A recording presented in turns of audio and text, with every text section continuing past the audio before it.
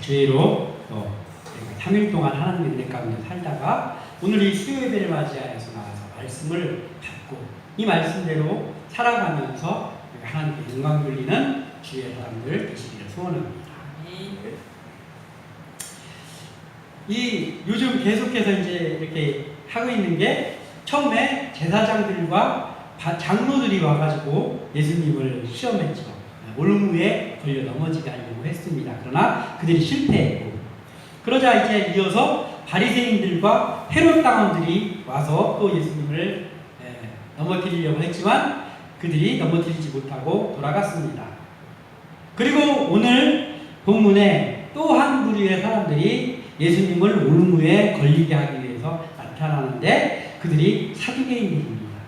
이 사두개인이라는 사람들은 주로 그 당시에 그 사두개인이 맡고 있는 직책이 뭐였냐면 제사장직은 다 사두개인들이 하고 있었어요.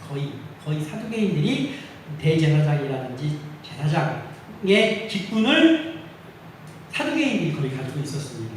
그리고 귀족들입니다. 최상위 계층이면서 바리새인들하고는 색깔이 좀 다르고 이 바리새인들은 지극히 종교적인 사람들이거든요. 그런데 이 헤롯 당원들처럼 또 다른 반면으로 사두개인들은 정치적인 사람들이었습니다. 그래서 이 제사장이라든지 어떤 귀족의 그러한 자리를 차지하고 특권층을 누리고 있는 사람들이었으면서 더불어서 지극히 현실적인 사람들이었다. 이 사두개인들의 모습입니다. 또한 이들은 종교적으로는 부활이 없다. 부활을 믿지 않았어요. 그리고 영도 없다. 사람에게 영이 없다. 그리고 내세도 없다. 또 천사, 악마 이런 것도 없다. 그 모든 것들을 부인하는 사람들이었어요. 즉, 이 사람들은 어떤 사람들이냐면 유물론자들입니다. 유물론자가 어떠한 영이라든지 정신의 세계를 믿지 않고 이들이 믿는 것은 눈에 보이는 물질들을 바라보는 거예요. 눈에 보이는 현상이 다다라고 하는 사람들이 이 사두개인들입니다. 그러면서도 또 이들이 유대인들이었기 때문에 이들도 하나님을 믿고 있었어요. 그러니까 굉장히 이상한 사람들이에요, 사실. 왜냐하면 하나님은 믿고 있는데 영도 이런 모든 것들을 부인하고 지극히 유물론적인 유물주의를 가지고 사는 사람이었어요. 그러면서 또 성경을 인정하는데 그들이 인정하는 성경은 딱 모세 5경만을 성경으로 인정했습니다. 다른 것들을 인정하지 않는 이런 사람들이죠. 그러니까 이 유물주의라는 게 무엇입니까? 의식이나 어떤 그런 정신적인 부분들을 부정하는 거잖아요. 유물주의는 그러니까 뭐예요? 만물의 실제는 영이라든지 이런 정신이라든지 이런 것이 아니라 만물의 실제는 물질이다 이렇게 생각하는 사람들이 바로 유물주의입니다. 대표적으로 유물주의를 주장하는 대표적인 집단이 있는데 그게 바로 공산주의죠. 공산주의자들이 주장하는 것이 유물론이잖아요. 그래서 마르크스가 유물론을 주장하면서 오는 것이 공산주의입니다. 그러니까 색깔은 좀 다르지만 이 사두개인들이 이 공산주의하고 비슷한 면이 좀 있어요. 그래서 유물론적입니다. 그리고 이 모든 것의 실제가 물질이다, 눈에 보이는 것이다 라고 하는 사람들이기 때문에 이 유물주의를 가지고 있는 사람들은 또 이어지는 게 뭐냐면 물질주의하고 연결이 안 될래야 안 될 수가 없어요. 사두개인들은 그 누구보다도 탐욕적인 무리들이었습니다. 그리고 물질주의입니다. 그래서 정신세계, 정신적인 가치 이런 것들을 인정하지 않아요. 그들이 인정하는 건 뭐냐면 돈이라든지 물질이니까 돈이라든지 또는 육체적인 만족 같은 거 그리고 자기들이 누리는 거 자기들이 득세해서 보여지는 것을 누리는 것들 이런 것들을 중요시하는 사람들이 사두개인들이었습니다.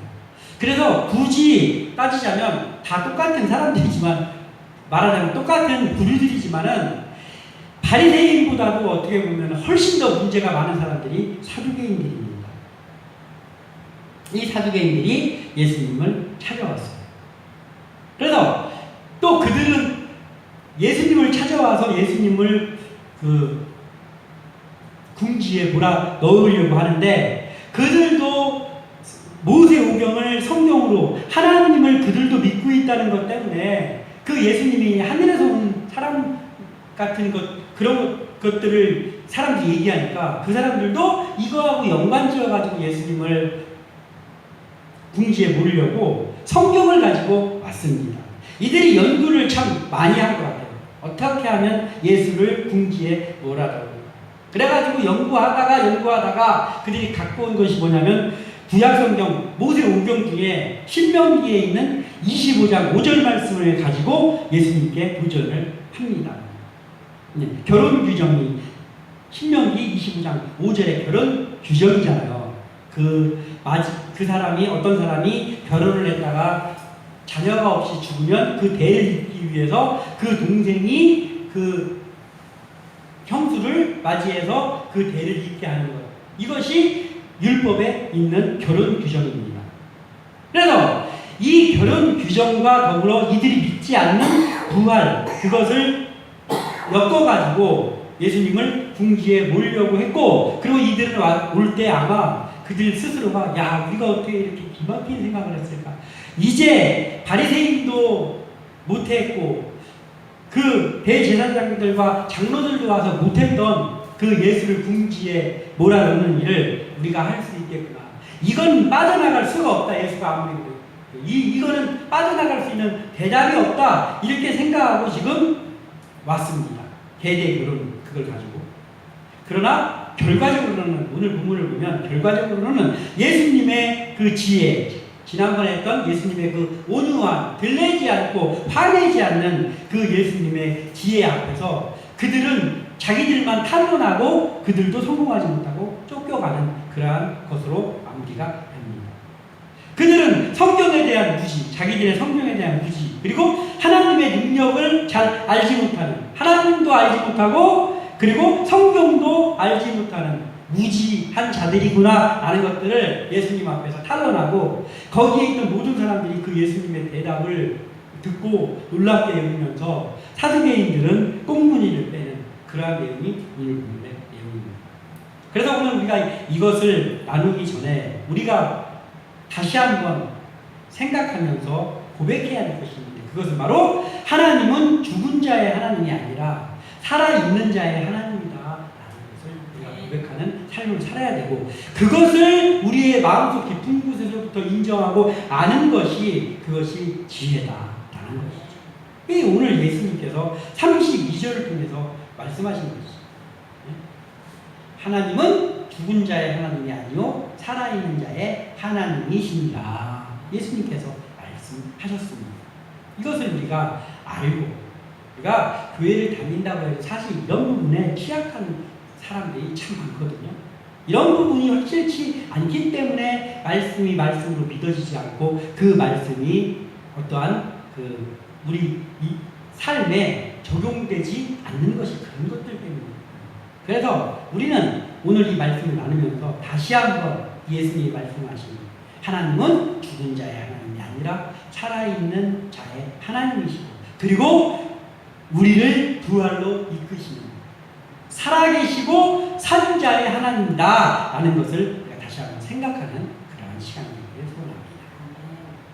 자, 우리가 첫 번째로 살펴봐야 될 것은 하나님은 살아계시며 지금도 세상을 주관하고 계신다라는 것을 우리가 알아야 되는 것이죠.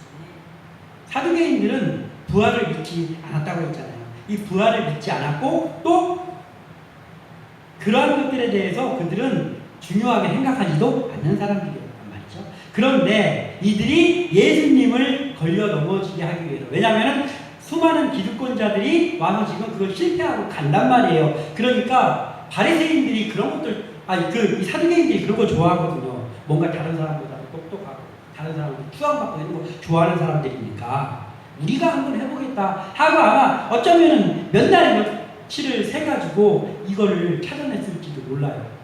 유일하게 자기들이 성경으로 생각하는 모세오경을 두시다가 이거면 되겠구나 하면서 지금 온 거예요. 그러면서 자기들은 인정하지도 않는 그 부활한 상태, 만약에 부활이 있다라고 한다면 이거예요. 지금 사두개인들 만약에 부활은 없지만, 우리는 안 믿지만, 만약에 부활이라는 사건이 일어난다고 한다면 하면서 오늘 그들이 예수님께 찾아온 거예요. 그러면서 그들은 부활이라는 거, 영이라는 거, 뭐 이런 것들을 모르기 때문에 그들이 부활이라는 걸 추상적으로 생각할 때조차도 그들은 어떻게 생각하냐면 지금의 우리 살고 있는 지금의 상태와 부활했을 때의 상태도 지금의 상태와 비슷한 상태라고 생각을 하는 거예요. 가정을 하는 거예요. 왜냐하면 부활이라는 걸 믿지도 않지만 부활이라는 것에 대한 어떤 것들을 그들이 모르기 때문에 부활했을 때, 그러니까 지금의 만약에 내 모습이 여기 있는데 내가 죽었는데 부활을 했다 그러면 지금의 그냥 모습하고 똑같다라고 생각을 하는 거예요. 사두개인들이요. 그것을 가정하면서 지금 예수님 앞에 나와서 질문을 합니다. 이들은 영적인 것을 믿지 않는 유물론자들이기 때문에 영적인 일에 대해서는 그들이 아주 무지해요. 알지 못해요. 그래서 그 영적인 일을 자기들이 알지 못하는 건데 또 자기들이 굉장히 똑똑한 사람들이라고 생각하는 사람들이에요. 바리새인 못지않게 자기들이 지적인 사람들이고 합리적인 사고를 가지고 있고 이성적인 판단을 하는 사람들이 사두개인이다 라고 생각하는 사람들이에요. 그러니까 자기들을 굉장히 지혜로운 사람이라고 생각하는 무리들이었습니다. 그러다 보니까 자기들의 그 낮은 지식, 작은 머리 거기에다가 하나님도 거기에다가 넣어서 하나님의 능력을 축소시키는 사람들이 이 사람들이에요. 왜냐하면 영을 안 믿기 때문에 부활도 안 믿고 그러기 때문에 그들은 하나님이 세상을 만드셨고 그들도 하나님을 믿긴 믿었어요. 믿지만 하나님이 지금도 역사하신다는 것에 대해서는 그들이 인정을 하지 않는 거죠. 그러니까 하나님이 천지를 창조했지만 그렇지만 하나님 천지를 창조해놓고 그리고 지금은 아무 일도 안 하는 거예요. 왜냐하면 뭐 사람을 부활을 시키 사람을 살아나게 하는 이런 것들을 하나님이 관여하고 있다고 생각을 하지 않기 때문에 말하자면 하나님도 이들에게서는 굉장히 축소되어 있는 하나님으로 그들이 알고 있는 그런 사람들이었다고 하죠.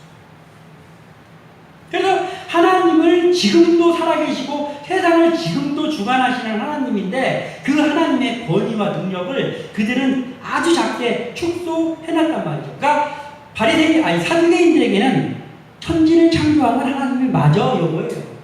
그런데 지금도 역사하고 지금도 이 세상을 주관하고 그 경영해 나가신다는 것을 그들이 인정하지 않았습니다. 믿지 않았습니다. 이 사두개인들이 하나님께 지금 그 결혼 문제를 관해가지고 성경에 있는 결혼 문제를 가지고 묻는 거예요. 근데 묻는 이유는 다른 것이 그게 알고 싶어서가 아니죠. 왜냐하면 그걸 관심 없잖아요. 부활에 관심이 없는데. 그러니까 그게 알고 싶어서가 아니라 목적은 하나입니다. 예수님이 대답을 못해서 궁지에 몰린 거. 이걸 생각하면서 와서 이제 그 질문을 했습니다.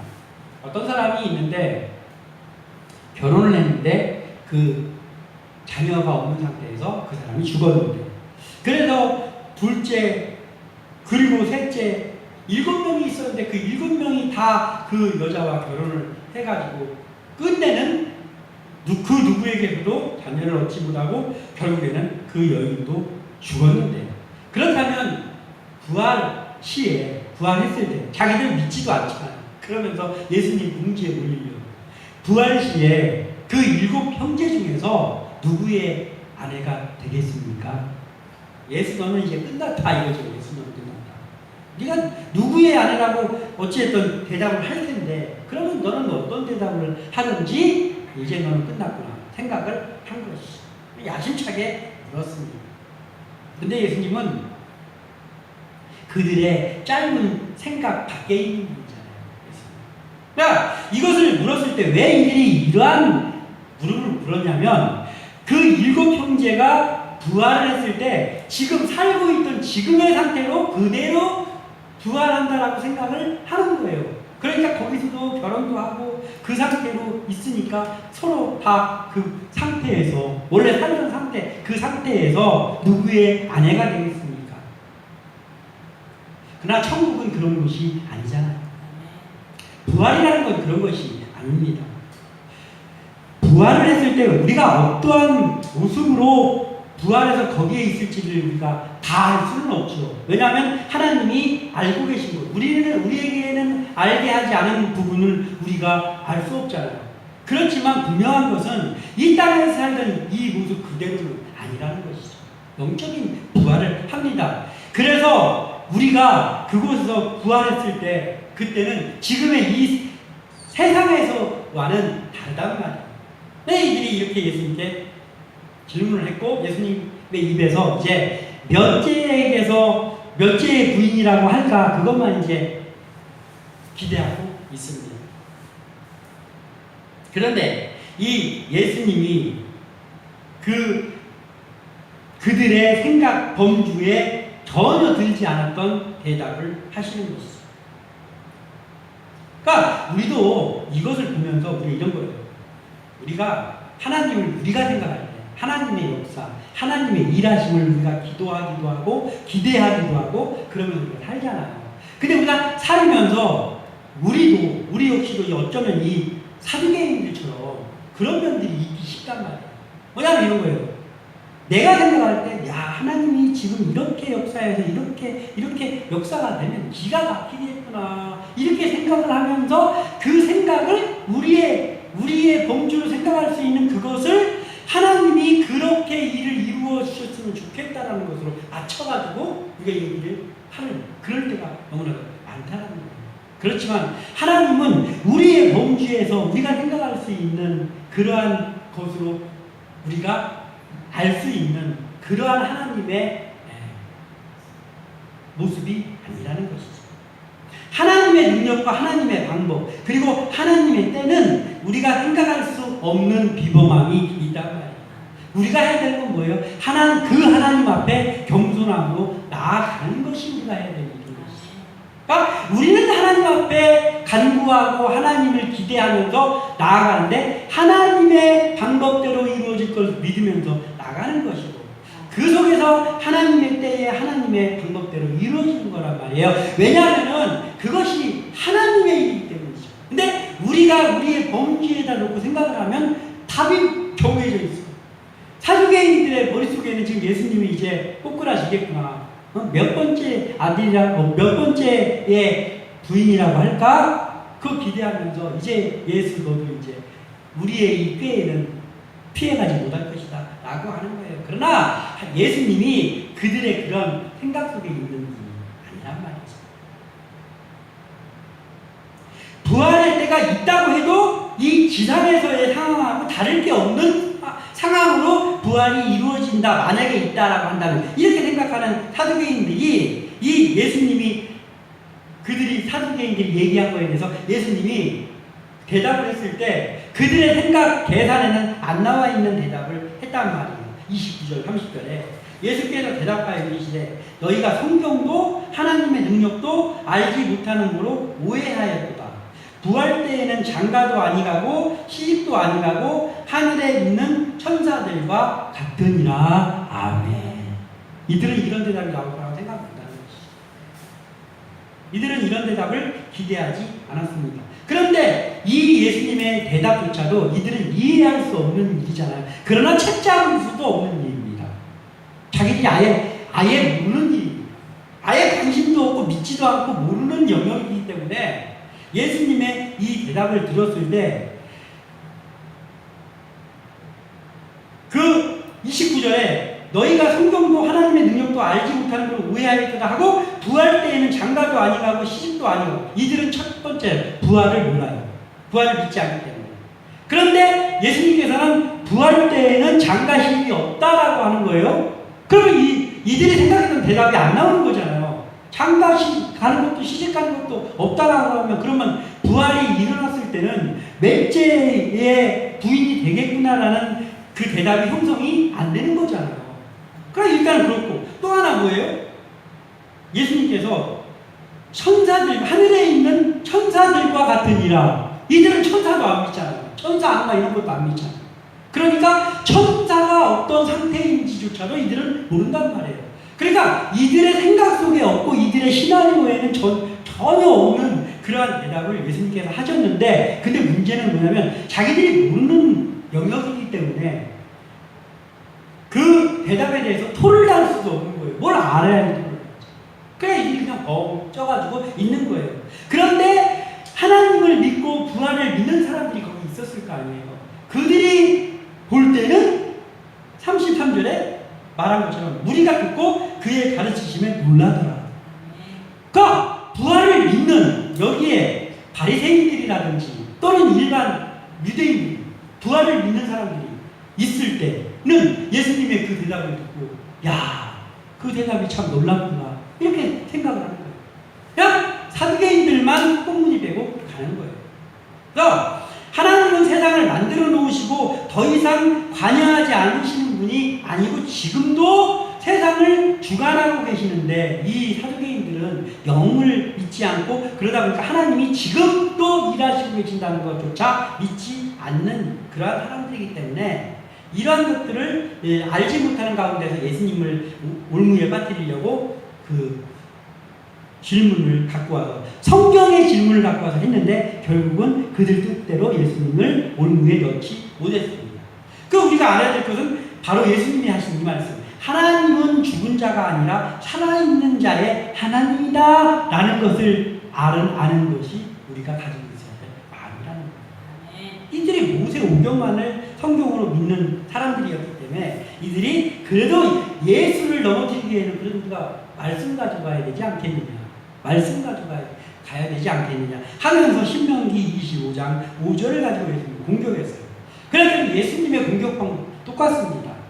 그들, 그 앞에 왔던 제사장들과 장로들의 무리라든지 바리새인 무리라든지 그 누군가가 예수님께 와서 예수님을 공격하면서 이렇게 다가올 때 예수님께서는 말씀을 가지고 그들을 물리치죠. 그리고 또 그들의 대답에 받아서 그들의 질문을 받아서 대답하시면서 그들의 입을 막으셨잖아요. 마찬가지입니다. 이 사두개인들에게도 예수님 그렇게 하셨어요. 어떻게 하셨어요? 모세 오경을 가지고 온 사두개인들에게 예수님도 모세 오경으로 대답을 하셨잖아요. 바로 이 말씀이 출애굽기 3장 6절의 말씀입니다. 그걸 가지고 너희들이 성경을 오해했고 하나님의 능력도 오해했다 이렇게 말씀하시는 거예요. 출애굽기 3장 6절에 또 이르시되 나는 내 조상의 하나님이니 아브라함의 하나님, 이삭의 하나님, 야곱의 하나님이니라. 모세가 하나님 되었기를 두려워하여 얼굴을 가리네. 아멘. 이 말씀을 인용해서 오늘 32절에 나는 아브라함의 하나님이요 이삭의 하나님이요 야곱의 하나님이로다 하신 것을 읽어보지 못하였느냐 이렇게 하신 거잖아요. 이게 구약에 있는 출애굽기에는 모세를 하나님께서 부르시던 때에 하나님께서 모세에게 하신 말씀이잖아요. 나는 아브라함의 하나님, 이삭의 하나님, 야곱의 하나님. 그들이 죽었지만 하나님이 그들을 살리셨고 여전히 그들에게 약속하신 그 약속을 이어가는 하나님이다라고 모세에게 말씀을 하시면서 모세야 내가 그 약속한 아브라함에게 약속한 그 가나안 땅으로 너희들을 인도해 낼 테니까 네가 그 지도자의 역할을 이제부터 감당해라 라고 하는 그 부르심의 순간이잖아요. 이 살아있는 자의 하나님이라는 것을 말씀하고 있습니다. 사두개인들의 가장 큰 무지는 뭐냐? 하나님의 능력은 인간을 죽이기도 하시고 그리고 인간을 살리기도 하시고 그리고 부활하게도 하시는 우리가 생각하지 못하는 초월적인 능력을 가지고 계시고 지금도 그 초월적인 능력을 행하고 계시다는 것 이걸 간과한 거예요. 왜냐하면 이들은 그걸 알 수 있는 그런 말씀을 알지도 못하고 그런 거에 관심도 없었기 때문이죠. 성경에는 이 모세 오경 말고도 산자의 하나님이라는 증거가 그리고 지금도 하나님이 역사하신다는 증거는 넘쳐나지 않습니까? 그 중에 두 개만 보자면 로마서 4장 17절에 기록된 바 내가 너를 많은 민족의 조상으로 세웠다 하신 것 같으니 그가 믿은 바 하나님은 죽은 자를 살리시며 없는 것을 있는 것으로 부르시는 이시니라. 아멘. 로마서 4장 17절입니다. 그러니까 이 하나님은 죽은 자를 살리시고 그리고 없는 것도 있게 하신다는 거예요. 창조의 하나님이라는 거예요. 그리고 죽은 자를 살리는 것, 부활의 하나님이라는 거예요. 이것을 말씀하고 있습니다. 그리고 이 말씀을 아브라함에게 약속을 하셨잖아요. 그래서 하나 더 보자면 히브리서 11장 19절에 그가 하나님이 능히 이삭을 죽은 자 가운데서 다시 살리실 줄로 생각한지라 비유컨대 그를 죽은 자 가운데서 도로 받은 것입니다. 아멘. 이게 뭐예요? 아브라함의 이야기잖아요. 아브라함에게 하나님께서 이삭을 모리아산에서 번제로 바치라고 할 때 순종하고 아브라함이 가면서 아브라함의 마음속에 있던 게 뭐예요? 아브라함, 내가 번제로 하나님 앞에 내 아들 백세의 얻은 이 귀한 아들을 드린다 할지라도 하나님은 이 이삭을 다시 살리실 거다라는 믿음을 가지고 간 거잖아요. 그게 뭐예요? 아브라함의 부활신앙이잖아요. 아브라함은 이 사두개인보다 훨씬 전에 있던 사람이지만 아브라함은 부활신앙에 가득한 사람이었습니다. 그런데 지금 사두개인들은 어떤 사람입니까? 그러면 사두개인들은요, 모든 학자들이 얘기하고 또 그것이 가장 근거 있는 건데 뭐냐면 제사장 사독 제사장이 있었잖아요. 사독 제사장의 후손들이 사두개인이라 하는 그런 설이 가장 많습니다. 그리고 그것이 신빙성이 있습니다. 그러니까 사독 제사장의 후손들이에요. 이 사두개인들이. 그러면 누구예요? 아브라함의 후손들입니다. 아브라함의 후손들이에요. 그런데 아브라함의 자손이라고 하는 이들이 아브라함이 믿었던 자기들의 조상인 아브라함이 믿었던 부활신앙 이들에게 없다? 이거 완전히 그들의 조상인 아브라함의 수치거리입니다. 사두개인들이. 천사도 믿지 않는 그들은 또 예수님이 30절에 대답하신 이 말씀도 그들에게는 소기의 경일기같이 이해할 수가 없는 거예요. 30절이 부활 때에는 장가도 아니가고 시집도 아니가고 하늘에 계신 천사들과 같으냐. 천사를 알아야지 이 말씀을 이해가지. 근데 우리가 이 사두개인들만 이들이 멍청한 이들이 아주 미련한 자들이구나만 해서는 되는 것이 아니라 우리가 이것을 현실에 적용해서 믿고 있는 우리에게 주어진 말씀이 있습니다. 66권의 성경의 말씀 완벽한 예언입니다. 완전한 예언입니다.